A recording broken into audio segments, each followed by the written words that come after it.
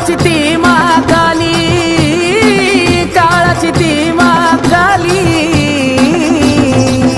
काळूबाईच्या कृपेनं सिद्धयोग नावाची ओळख झाली, काळूबाईच्या कृपेनं सिद्धयोग नावाची ओळख झाली.